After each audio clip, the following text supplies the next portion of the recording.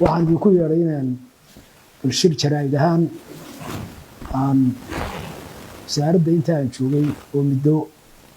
laba bil weliba maalmo dhiman ah howlaha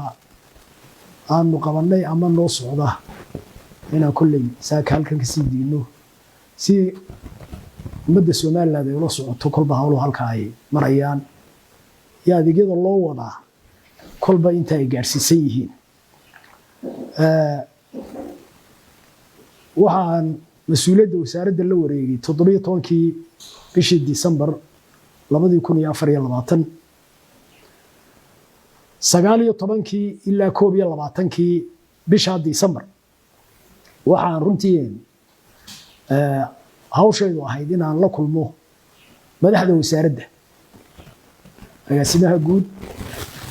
agaasimayaasha waaxaha iyo ku-xigeenadooda madaxa qaybeedyada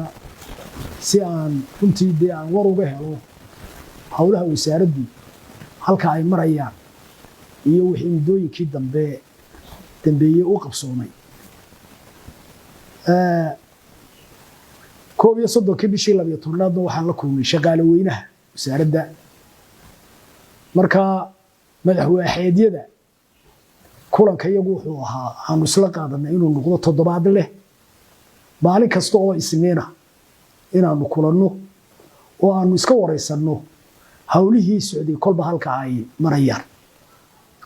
31 bishii December waxaan la kulmay shaqaale weynaha wasaaradda oo iyadana runtii isbarasho guud ahayd iyo kurigelinta saacadaha shaqada ee xukuumaddan cusub ee xisbiga wadani ka soo baxday ay ku fulinayso barnaamijkeeda siyaasadeed saacadaha shaqada oo la gooyay inay 8 saacadood noqdaan maalintii 7 ka bilaabata ilaa 3 galabnimo arrinkaasoo shaqaalaha wasaaradda aan ku wargelinay ilaalintooda iyo ku korjoogtooyintoodana runtii ay tahay shaqo joogto ah oo noo soconaysa inta haddaan kaga tago la kulankii wasaaradda iyo howlihii noo gaarka ahaa ee gudaha muddada kooban ee aan wasaaradda joogay waxaan soo saaray ilaa 3 wareegto oo maalmihii ugu horreeyayba runtii ahaa ta koowaad waxay ahayd wareegto aan ku joojiyey sharciyeynta ay dowladaha hoose sharciyeynayaan dhul wixii la iibiyey ama dhisme la iibiyey ama la hibeeyey muddadii kala guurka ahayd runtii arrintaasoo buuq badan naga soo gaarayay iyo cabashooyin bal inaanu horta hakinno si ku meel gaar u hakinno inaan faylashaasi halkaa ka gudbino sharciyeyn iyo mulkiyad aanay u gudbin faylalkaa lagu bixiyey dhulka ama dhismaha ama lagu iibiyey muddada kala guurka wareegtada labaad waxay ahayd iyadana aan ku joojinay dhulkii bannaanaa in la iibiyo ama la xiriyo in la banneeyo ama laga dhiso iyo guryihii dowladda iyagana la iibiyey ama la hibeeyey muddada kala guurka ah in iyagana wax dhan lagu sameeyo wareegtadaasina labadaas ayay ka hadlaysay dhulka bannaan inaan waxba laga qaban iyo dhisme dowladdu lahayd haddii uu jiro inaan iyadana muddada kala guurka si ku meel gaar ah u habeeyay in la dhan rugo ama wax laga qabto wareegtada saddexaad waxay xuseynaysay naqshadaynta dhulka beeraha ah ee magaalooyinka aad uga baxsan ee dowladaha hoose inta badan ay naqshadeeyaan dan guudna ka calaamadiyaan inta kalena dadka shacbiga ah ee beeraha leh ay u fasixi jireen inay ku tagrifali karaan wareegtadaas runtii waxa iyadu salka ku haysaa qodobka oo xeerka 17 ee 2001 soo baxay qodobkiisa saddexaad ayaa wuxuu oranayaa ma dhaafi karto naqshadaynta dhulka magaalo qiyaas dhan 5 kilomitir oo ka baxsan kolba dhismuhu halka uu joogo beeraha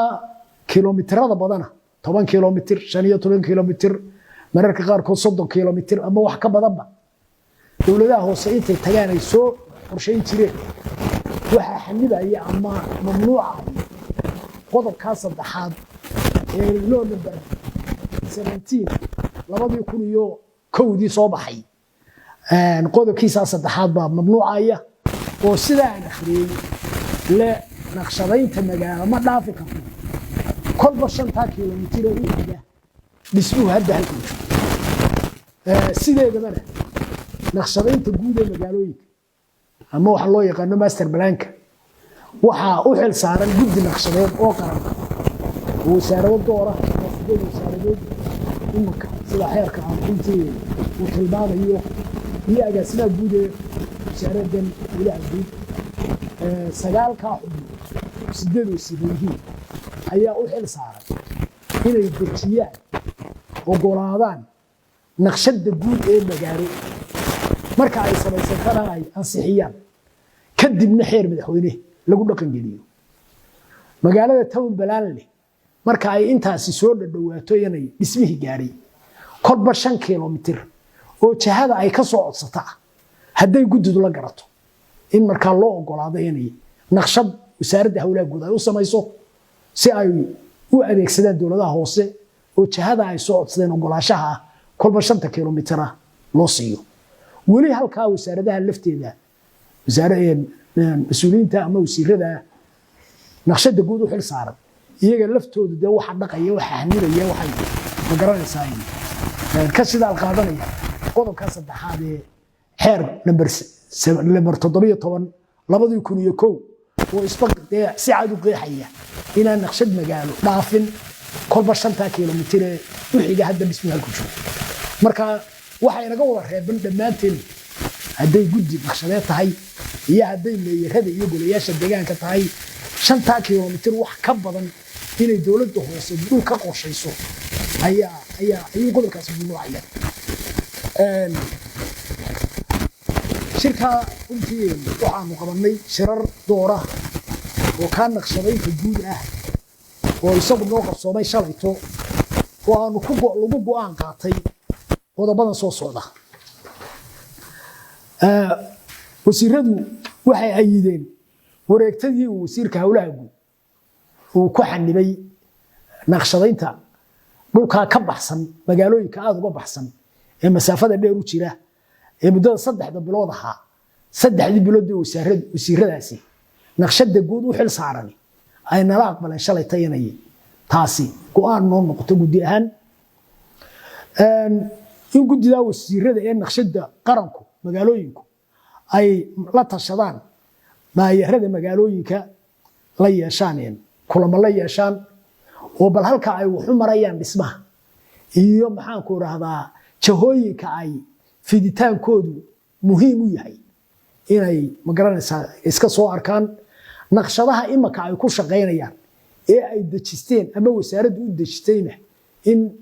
gudidu ay noqon la ka hesho hadii aan la yiraahdo oo meeyarada marka laga kulmayo hadii aan la yiraahdo naqshadahaas imaka lagu shaqeynayana noqon laga helo wasaaraddu waxa ay runtii gudooyinkii la soo dhaafay dejisay master plans ama naqshado guud ay u dejisay dhowr magaalo oo magaalooyinka Soomaaliland kamid ah Laascaanood bay u soo dejisay Ceerigaa bay u dejisay Awdal Gabiilay iyo Arab iyo Wajaale intaaba naqshadii guud way haystaan inay ku dhaqmaan marka golayaasha deegaanku iyo maxaan ku dhahay gudiga fulinta ee degmooyinka aan markaa iyagu gola deegaan ahayn loo sameeyay inay raacaan naqshada